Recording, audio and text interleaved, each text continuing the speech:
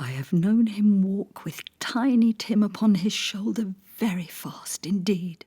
And so have I, cried Peter. often. And so have I, exclaimed another. So had all.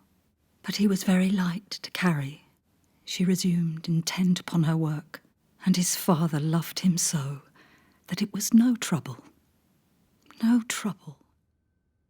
They were selfish and lazy and cruel, and right from the beginning they started beating poor James for almost no reason at all.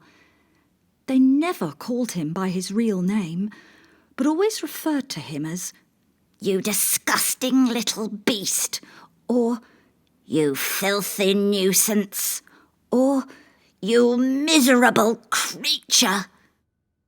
I watch as a woman about my age climbs elegantly out of the driver's seat. She's dressed as if for a night out, and it's only 2 in the afternoon. Short, figure-hugging structured dress under a close-fitting, tailored leather jacket. Spiky heels. Long hair, sleek, long legs, shiny. She looks like a fantasy.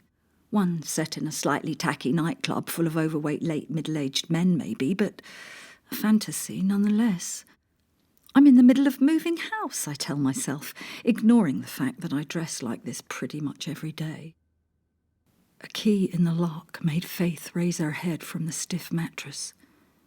She scanned the room for something to throw. The room was as small as a prison cell and arranged like one. A single bed was bolted to one wall so a guard could peer through the 10-inch square, unbreakable window in the door and easily check on the occupant. A one-piece metal toilet with no lid and a small matching sink were mounted on the other wall. The lock clicked, keys jangled, and the metal door swung open. Through these 2 scenes moved 2 women whose lives and deaths would come to define the 19th century. One was Victoria, who gave her name to the era, 1837 to 1901.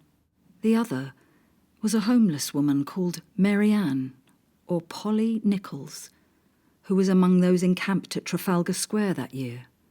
Unlike the monarch, her identity would be largely forgotten, though the world would remember with great fascination and even relish the name of her killer, Jack the Ripper.